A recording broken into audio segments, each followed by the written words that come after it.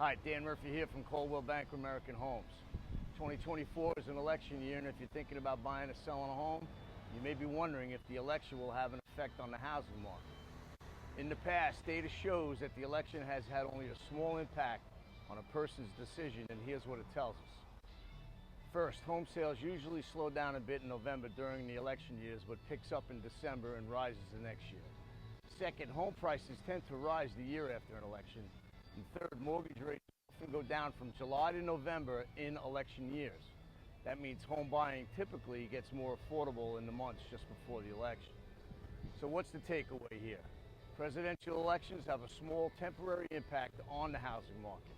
For most buyers and sellers, this election shouldn't affect your plans. If you're looking to partner up with a real estate agent, call or text 516-361-1680.